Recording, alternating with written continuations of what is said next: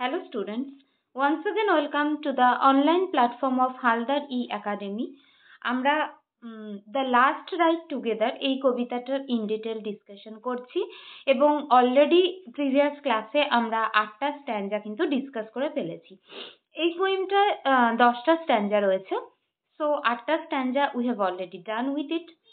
আজকের ক্লাসে আমরা ডিসকাস করব স্ট্যান্জা নাম্বার 9, অর্থাৎ আমরা কবিতাটার একদমই শেষের দিকে এসে পৌঁছেছি। আজকে স্ট্যান্জা নাম্বার 9 এর প্রথম আমরা দেখে নেব inner meaning with critical analytical part, এবং তারপর দেখব এই স্ট্যান্জায় ব্রাউনিং কি কি ফিগার অফ স্পিচ ব্যবহার করেছেন। যারা আগের 8টা স্ট্যান্জা এবং যে ইন্ট্রোডাক্টরি ক্লাস আমি তোমাদের দিয়েছি সেটা যারা এখনো চেক করোনি, please do check it out, পেয়ে যাবে আমাদের হালদার একাডেমির অনলাইন প্ল্যাটফর্মে। তাহলে চলো শুরু করি স্ট্যান্জা নাম্বার 9। দেখি ব্রাউনিং কি বলছেন, এই স্ট্যান্জাতে কি ফিলোসফি দিচ্ছেন এই স্ট্যান্জাতে। Stanza number 9, who knows what's fit for us? Had fate proposed bliss here should supplement my being. এই স্ট্যান্জাতে দেখো এতক্ষণ পর্যন্ত লাস্ট 2-3টে স্ট্যান্জা জুড়ে আমরা পেয়েছি বিভিন্ন কম্প্যারিজন, যেখানে লাভার স্পিকার বা স্পিকার লাভার সে নিজেকে কম্পেয়ার করেছে বিভিন্ন জনের সাথে। কার কার সাথে আমরা পেয়েছি? আমরা প্রথম পেয়েছিলাম কম্প্যারিজন স্টেটসম্যানের সাথে, তারপর পেয়েছিলাম সোলজার, পরবর্তীতে আমরা পেয়েছি পোয়েট, তারপর আমরা পেলাম স্কাল্পটার এবং সর্বশেষে পেলাম মিউজিশিয়ানের সাথে কম্প্যারিজন। এই স্ট্যান্জায় আগের স্ট্যান্জাতেই সমস্ত কম্প্যারিজন শেষ হয়েছে এবং তিনি অলমোস্ট একটা কনক্লুটিভ পার্টের দিকে এগোচ্ছেন। এই স্ট্যান্জায় আমরা আর কোনো কম্প্যারিজন কিন্তু পাবো না। রাদার এই স্ট্যান্জায় আমরা দেখতে পাচ্ছি অ্যাকসেপ্টেন্স অফ ফেট। এখানে ফেটের অ্যাকসেপ্টেন্স, ফেট অর্থাৎ ভাগ্য বা ডেস্টিনির প্রতি যে অ্যাকসেপ্টেন্স, সেইটা আমরা এখানে দেখতে পাবো। কি বলছেন যে who knows what's fit for us, অর্থাৎ who can tell what is really good for us in this world, whether to achieve the ideal or simply to strive to attain it. যে আইডিয়ালের পিছনে আমরা ছুটে চলেছি সেটা কি অ্যাচিভ করে নেওয়াটা সঠিক, সেটা আমাদের জন্য অ্যাপ্রোপ্রিয়েট, নাকি সেটাকে অ্যাচিভ করার জন্য আমাদের যে জার্নিটা সেটা বেশি? যেমন বলা হয় না যে আমাদের ডেস্টিনি বেশি ইম্পর্টেন্ট না জার্নিটা? কারণ এটা তো ঠিক কথা, একবার ডেস্টিনিতে পৌঁছে গেলে তখন আর জার্নির কোনো ভূমিকা থাকে না, লাইফ গেট বোর্ড। তাই বলছে who knows what fit for us. কখনো কখনো এটাই মনে হয় যে আমাদের যেটা গোল সেটা রিচ করে যাওয়াটা বোধহয় জীবন নয়, আর্থলি লাইফ নয়, but we can only run our race towards the goal. সেটাই বোধহয় আর্থলি হিউম্যান লাইফ, যে গোলটাকে অ্যাচিভ করার জন্য যে আমরা রেসে নেমেছি সেটাই বোধহয় আমাদের জীবন। তার মানে the journey, the striving in itself is more valuable than the bliss of reaching one's goal. Had fate proposed bliss here should supplement my being. If fate মানে ভাগ্য, আমাদের ডেস্টিনি যেটা, আমাদের ভাগ্য যেটা, সেটা যদি আমাদেরকে এরকম কোনো অফার করে, had made me that offer that while I am still here মানে on this earth, the joy of perfect attainment should sublimate my soul. আমার সোলটাকে সাবলিমেট করে তুলবে, আইডিয়াল করে তুলবে। সাবলিমেট মাই বিইং মানে my soul. Had I signed the bond, sign the bond মানে কার সাথে বন্ড? ফেটের সাথে যেন একটা কন্ট্রাক্ট হয়েছে, চুক্তি হয়েছে, তার সাথে যেন আমি একটা বন্ড সাইন করেছি। সেটা কিরকম? If I agreed with fate that I should be satisfied to realize my ideal on earth and agreed not to look to heaven for further happiness. দেখো পরেই সেটা বলছে যে had I signed the bond still one must lead some life beyond. কারণ আমরা human বিইংরা after লাইফে ভীষণ বিশ্বাস করি এবং আমরা যা ভাবি এরকম ভাবে যে এখন যা হচ্ছে হোক, আমাদের পরবর্তী জন্ম অর্থাৎ ইহজন্মে যা হচ্ছে হোক, আমাদের পরজন্মটা যাতে ঠিকঠাক হয় সেটার জন্যই বলছেন যে agreed not to look to heaven. সেটা কি আমরা করেছি? আর বিয়ন্ড শব্দের অর্থ এখানে যে it is কি বলবো, it is certain that everyone must have to live a life after death. এটা একদম আমরা বিশ্বাস করি যে life certainly does not end on this earth, it is continued in heaven, and that's why the soul is immortal. The body is mortal but our soul is immortal. এবং Browning নিজে personally এই immortality of সোলে ভীষণ রকম বিশ্বাস করতেন। তিনি সেটাই বলছেন যে যদি সমস্ত জার্নি, সমস্ত কোয়েস্ট আমাদের এখানেই পূরণ হয়ে যায়, অর্থাৎ আমাদের সমস্ত চাওয়া পাওয়া সবটাই যদি এখানে পূরণ হয়ে যায়, তাহলে আফটার লাইফে আমরা কি হ্যাপিনেসের জন্য দৌড়বো? তখন তো আমাদের নতুন করে চাওয়া পাওয়া কিছুই থাকবে না। Have a bliss to die with, dim described have a bliss to die with. তার মানে when one dies it is better to achieve heavenly bliss in afterlife. এখন যা কষ্ট বা যা না পাওয়া, যা ফেলিওর থাক, পরবর্তী আফটার লাইফটা যাতে আমাদের হেভেনলি ব্লিসফুল হয় আমরা সেটা সিকিওর করার চেষ্টা করি। After all earthly success there still remains some greater attainment for the future, সেটা আমরা জানি। আর তার জন্যই এটাকে কি বলছে, ডিম ডেসক্রাইব। ডিম মানে তো তোমরা জানো ভেগ, যেটা অস্পষ্ট। and the happiness of afterlife may be only indistinctly imagined or hoped. কারণ আমরা তো জানি না আফটার লাইফটা ঠিক কিরকম, সেখানে গিয়ে আমরা ঠিক কিভাবে কি পাবো সেটা আমরা জানি না, ওর জন্যই বলছে ডিম describe. this foot once planted on the goal. তার মানে দেখো এই যে টোটালটা যে হ্যাড আই সাইন্ড থেকে যেটা বলা হলো, had I signed the bond থেকে একদম ডিম ডেসক্রাইবড অব্দি, মানে বলতে চাইছে যে even if I were destined to have on earth the fulfilment of my wished ideal and resolve to be satisfied with it, যদি একবার আমি আমার আইডিয়ালটা এই ইহজগতেই অ্যাচিভ করে ফেলতে পারি এবং সেটাতে আমি স্যাটিসফাইডও হয়ে যাই, yet I would have to live some kind of life after death. এবং এটা always better to die with an expectation of further happiness in heaven. তাতে এ জীবনে কিছু কম পাওয়া থাক সেটাও better. This foot once planted on the goal. তাহলে বলছেন যে if my foot were once firmly placed on the goal, তার মানে কি যদি আমি সঠিকভাবে আমার জীবনের আইডিয়ালিজমটাকে বুঝতে পারতাম বা রিয়ালাইজ করতে পারতাম, this glory garland round my soul,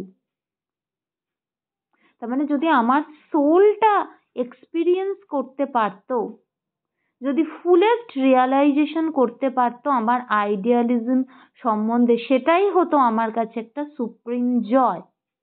এই যে গ্লোরি গার্ল্যান্ড বলা হচ্ছে, এটা গ্রিসের একটা চলতি প্রথা, অ্যানশিয়েন্ট গ্রিসে চ্যাপলেট অফ লরিয়ালে এটা অ্যাজ আ অনার এই গ্লোরি গার্ল্যান্ড দেওয়া হতো।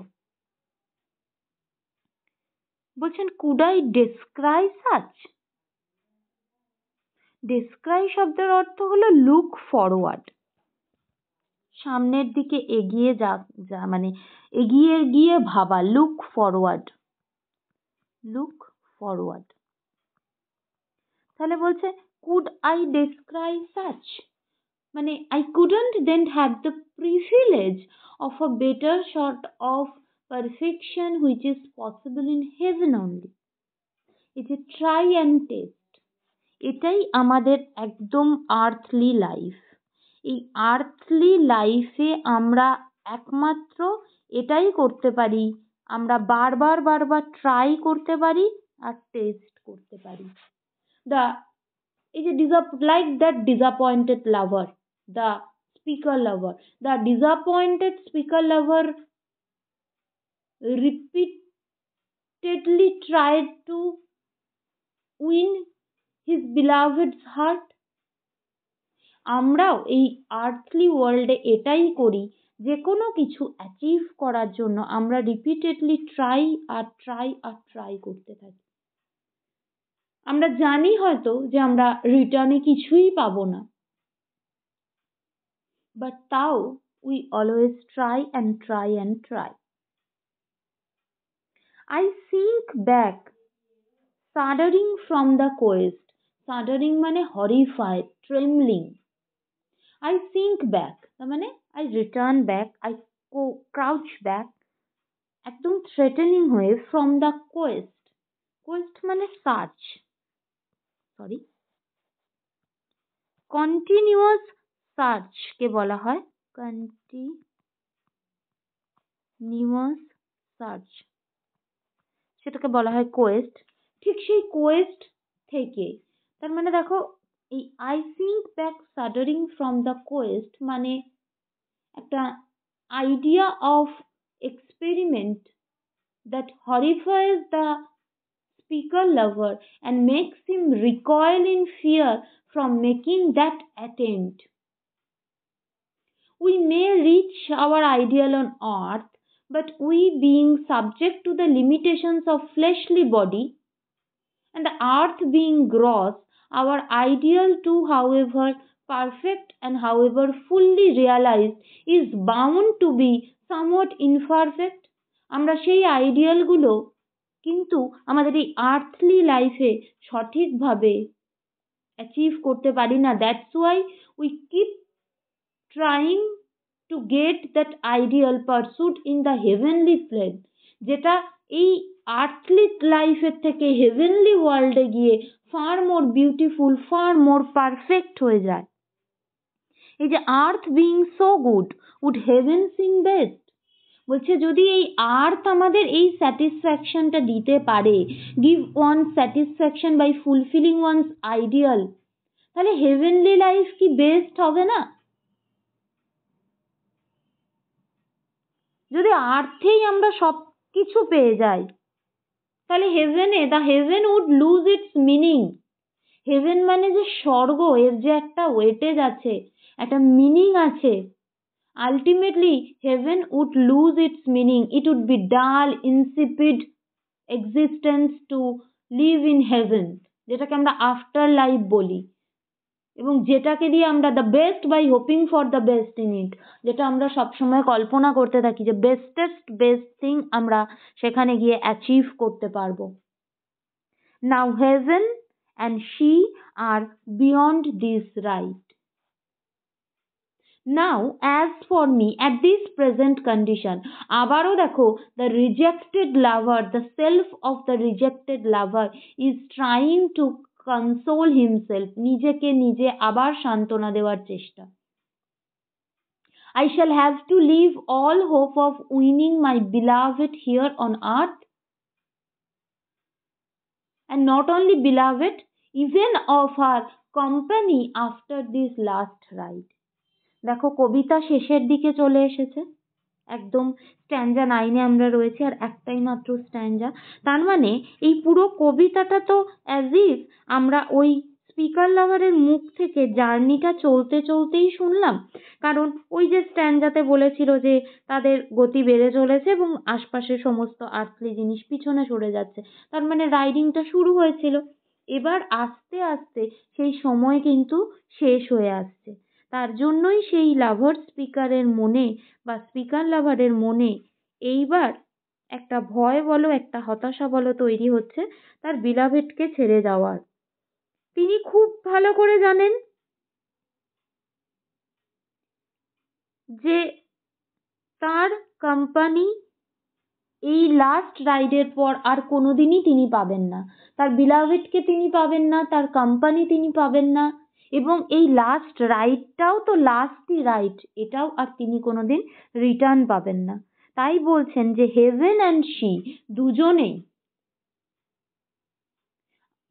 তার স্ট্যাটাসটা আনঅ্যাচিভড হয়ে রয়ে যাবে। আর হেভেন তো একটা আইডিয়ালাইজড কনসেপ্ট, তাই আইডিয়ালি, মোর ফুললি, মোর ট্রুলি, মোর আইডিয়ালি, ফরএভার আর ফরএভার কি হয়ে যাবে, আমার কাছে না থাকবে আমার বিলাভেড, না আমি পাবো heavenly life. Temporary earthly loss. And this ride with this lady, this ride with his beloved is compared to bliss here. একটা ব্লিসের সাথে কম্পেয়ার করা হয়েছে তাদের এই জার্নিটা। এবং he is sure that the person will end up with a broken heart. That's why now the earth seems good to him, as he has sought for heaven without sensing the reality. আর এই haven R she অর্থাৎ haven আর তার beloved দুটোকেই beyond this right বলার অর্থই হলো both R আনঅ্যাটেনেবল,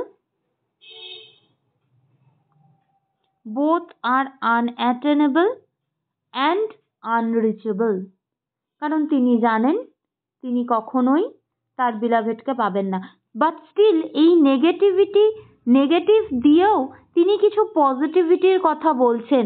that's why Browning is full of optimistic idea. অপটিমিজমের ছোঁয়া কিন্তু আমরা এখানেও পেলাম। So that's all about the inner meaning and the critical analytical discussion of stanza 9. স্ট্যাঞ্জা 9-এর এই ছিল মোটামুটি ক্রিটিক্যাল পার্সপেক্টিভ গুলো। এবার আমরা যেরকম অন্য স্ট্যাঞ্জার ক্ষেত্রে ফিগার অফ স্পিচ গুলো দেখে নিই, আমরা এই স্ট্যাঞ্জারও ফিগার অফ স্পিচ গুলো খুব শর্ট করে ডিসকাস করে নেব। দেখো আগের স্ট্যাঞ্জা অর্থাৎ স্ট্যাঞ্জা 8 আমরা মাত্র একটা ফিগার অফ স্পিচ পেয়েছিলাম, স্ট্যাঞ্জা 8-এ আমরা একটা ফিগার অফ স্পিচ পেয়েছিলাম এবং আমি বলেওছিলাম যে লাস্ট 3টে দিকের স্ট্যাঞ্জায় ব্রাউনিং তুলনামূলকভাবে অনেক কম ফিগার অফ স্পিচ কিন্তু ব্যবহার করেছেন। আমরা এই স্ট্যাঞ্জাতে প্রথম যে ফিগার অফ স্পিচটা দেখে নেব সেটা হচ্ছে রেটরিক্যাল কোয়েশ্চেন। তোমরা জানো রেটরিক্যাল কোয়েশ্চেন হচ্ছে সেই ফিগার অফ স্পিচ যেখানে কোয়েশ্চেন করার জন্য জাস্ট কোয়েশ্চেনটা করা হয়, যার উত্তর আমাদের অলমোস্ট সবারই জানা বা উত্তরের এক্সপেকটেশনে প্রশ্নটা করা হয় না, রাদার ফিলোসফিক্যাল কোনো স্টেটমেন্টকে ব্যক্ত করতে প্রশ্নটা করা হয়। সেই ফিগার অফ স্পিচকে বলা হয় রেটরিক্যাল কোয়েশ্চেন। এবং আমরা সেই রেটরিক্যাল কোয়েশ্চেন পেয়ে যাচ্ছি একদম আমাদের প্রথম লাইনে এই স্ট্যাঞ্জার, who knows what's fit for us, কে জানে আমাদের জন্য কোনটা সঠিক। So this is an example of rhetorical question. তাহলে স্ট্যাঞ্জা নাম্বার 9-এর প্রথম যে ফিগার অফ স্পিচ আমরা পেয়ে গেলাম সেটা হলো রেটরিক্যাল কোয়েশ্চেন। আমরা সেকেন্ড যে ফিগার অফ স্পিচটা পাবো সেটা হচ্ছে অ্যানাফোরা। অ্যানাফোরা হচ্ছে repetition of a same word at the beginning of succeeding lines, অর্থাৎ পরপর লাইনের প্রথম শব্দ যখন একই শব্দ প্রথমে রিপিট হয় তখন সেই ফিগার অফ স্পিচটাকে বলা হয় অ্যানাফোরা, যেটা এই কবিতায় আমরা একাধিকবার প্রিভিয়াস স্ট্যাঞ্জাগুলোতে পেয়েছি। দেখো এখানে অ্যানাফোরা পাচ্ছি, this foot once planted on the goal, this glory garland round my soul. এখানে আমরা অ্যানাফোরা পেলাম এই যে দিস সাউন্ডটা রিপিট হলো, দেখো this. So this is example of anaphora. তাহলে এই স্ট্যাঞ্জা লাইনে এখন অব্দি দুটো ফিগার অফ স্পিচ পেলাম, রেটরিক্যাল কোয়েশ্চেন অ্যান্ড অ্যানাফোরা। দেখে নেবো 3 নম্বর figure of speech. 3 number figure of speech যেটা আমরা স্ট্যাঞ্জা 8-এও পেয়েছিলাম সেটা হচ্ছে alliteration, repetition of this sound. আমরা অ্যালিটারেশন এখানে দুটো জায়গায় পাচ্ছি। দেখো ডিম ডেসক্রাইবড, এটা একটা অ্যালিটারেশনের এক্সাম্পল, আর একটা হয়ে যাচ্ছে গ্লোরি গার্ল্যান্ড। তাহলে আমরা অ্যালিটারেশন পেয়ে গেলাম দুটো জায়গায়, ডিম ডেসক্রাইবড, গ্লোরি গার্ল্যান্ড। তাহলে টু সাম আপ, আমরা এই স্ট্যান্ডায় তিনটে ফিগার অফ স্পিচ পেয়েছি। প্রথম পেয়েছি রেটরিক্যাল কোয়েশ্চেন পেয়েছি এই লাইনে, who knows what's fit for us. Second আমরা পেয়েছি অ্যানাফোরা, এই this foot once planted on the goal and this glory garland round my soul. আর 3 নম্বর ফিগার অফ স্পিচ পেলাম অ্যালিটারেশন, সেগুলো পেলাম ডিম ডেসক্রাইবড আর গ্লোরি গার্ল্যান্ড। সো এই ছিল important figure of speech stanza number 9 থেকে। এরপর আমাদের নেক্সট ক্লাসে আমরা ডিসকাস করব একদম এই কবিতাটার, অর্থাৎ দ্য লাস্ট রাইড টুগেদার কবিতার একদম লাস্ট স্ট্যান্জা নাম্বার 10। সেক্ষেত্রে আমাদের কবিতাটার একদম লাস্ট ক্লাস হবে আমাদের নেক্সট ক্লাসে আমরা কবিতাটা শেষ করে ফেলবো। আমরা প্রথম স্ট্যান্জা 10-এর ক্রিটিক্যাল অ্যানালাইসিস করব, একদম ইনার মিনিং যেরকম প্রতিটা স্ট্যান্জায় দেখছি, এবং তারপর ওই স্ট্যান্জায় ব্রাউনিং কি কি ফিগার অফ স্পিচ ব্যবহার করেছেন দেখে নেব। এবং স্ট্যান্জা 10-এর ক্লাস কমপ্লিট করার পর, অর্থাৎ পুরো কবিতাটা কভার করার পর, তোমাদের জন্য থাকছে এই লাস্ট রাইড টুগেদার থেকে প্রচুর প্রচুর প্রচুর ইম্পর্টেন্ট এমসিকিউ নিয়ে সাজানো এমসিকিউ সেশনের একদম একের পর এক ইম্পর্টেন্ট ক্লাস, যেগুলো তোমাদের আপকামিং এসএলএসটি এবং মাদ্রাসা সার্ভিস বোথ এক্সামের জন্য ভীষণ ভীষণ ইম্পর্টেন্ট হতে চলেছে। So stay tuned with us for those important classes. দেখা হচ্ছে নেক্সট ক্লাসে লাস্ট রাইড টুগেদারের স্ট্যান্জা 10 নিয়ে। So thank you everyone, thank you for being with Haldar E academy. সবাইকে ধন্যবাদ আমাদের হালদার ই একাডেমির সাথে থাকার জন্য, পাশে থাকার জন্য। That's all for today. Thank you students. Thank you very much.